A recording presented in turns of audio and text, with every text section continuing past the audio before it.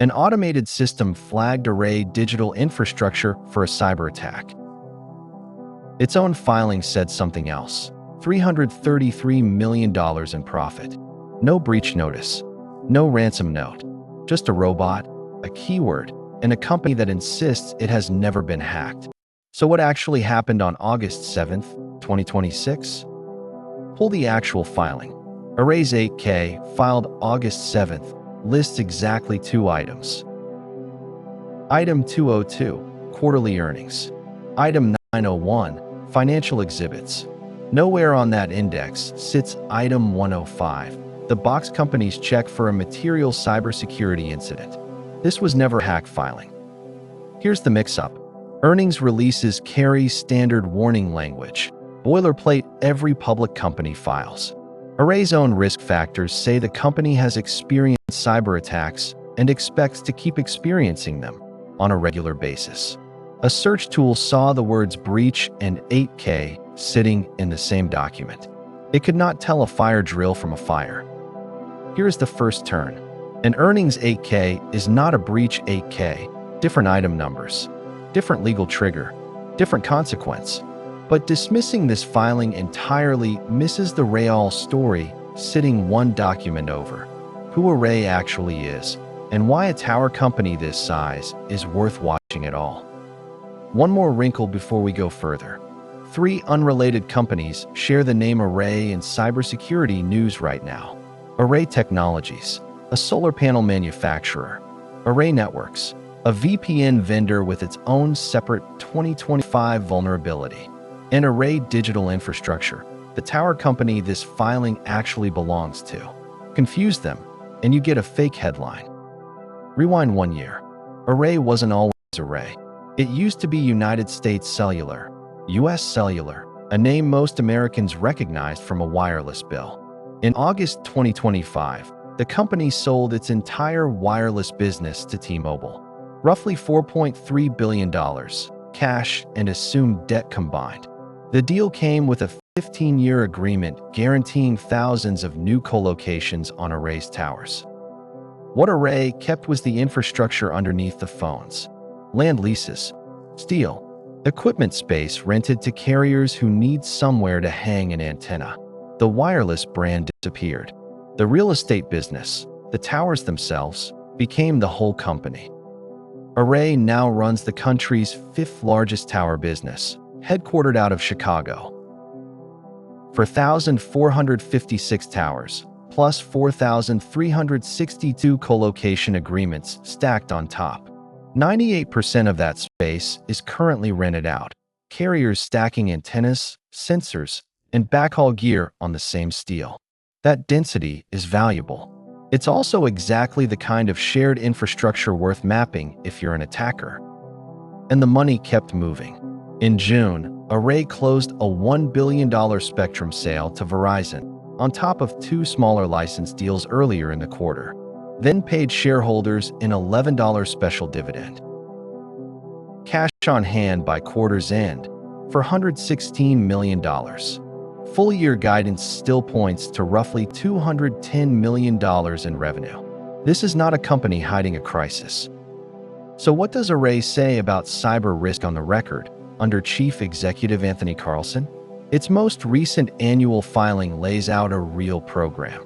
The NIST framework, a Chief Information Security Officer borrowed from parent company TDS with 25+ years in the field, and board briefings at least twice a year. A committee of the Chief Financial Officer and General Counsel decides what actually counts as material enough to disclose. Array states plainly, to date, it has not identified any cybersecurity incident that materially affected the company. But turn the page, and the same filing admits the opposite fear: regular attacks, expected to continue, with ransomware named directly as a possibility despite every control in place. Second turn, a textbook governance program on paper, a risk factor admitting routine attacks in the same breath. If Array is right that nothing material has happened yet, what does the tower industry look like when something finally does? Security researchers describe a pattern hitting the tower sector broadly, not Array specifically.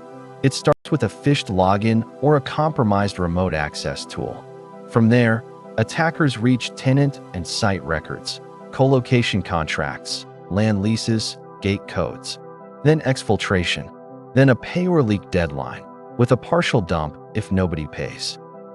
One open question nobody's answered yet: if a billing vendor or a tower monitoring vendor gets hit instead of Array directly, whose filing catches it first? Modern breaches increasingly start with a vendor no customer ever sees. That pattern isn't hypothetical. In June 2026, American Tower, a rival tower operator, landed on Have I Been Pawned? 216,601 accounts, added June 26th, after extortion group Shiny Hunters claimed a breach elsewhere in the sector. The extortion group also claimed something more specific: tower GPS coordinates and plaintext gate codes for physical sites. That claim comes from the attackers themselves, not a confirmed filing. But if true even in part, it's not just data. It's the keys to real buildings, sitting in a stolen spreadsheet. Meanwhile, Array's own quarter had nothing to do with hacking and everything to do with survival. A major tenant, Dish Wireless, filed for bankruptcy in June. Array had already stopped booking Dish's revenue back in January. Rival American Tower disclosed the same Dish default in its own filing weeks earlier. On top of that, Array's own parent company, TDS, wants to buy out every remaining shareholder. TDS already owns roughly 82% of the stock outright and controls close to 96% of the vote. In May, it offered 0.86 of a TDS share for every Array share. A special committee of independent directors, advised by outside lawyers and bankers, is reviewing that offer now. Third turn. Layer all of that together: earnings noise, a parent buyout fight, a bankrupt tenant.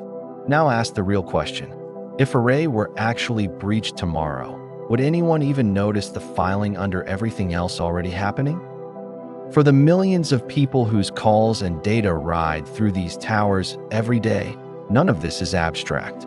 Every carrier depends on shared steel like Array's. Outages, dropped calls, and leaked account data all eventually trace back to towers like these. A real incident at one operator does not stay contained to one company's customers. Zoom out on the numbers one more time.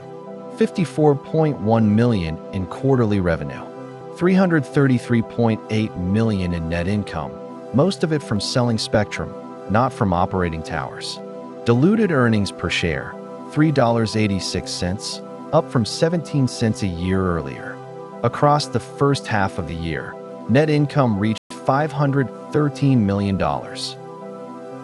A profitable, well-governed company that still admits, in writing, it expects to be attacked again.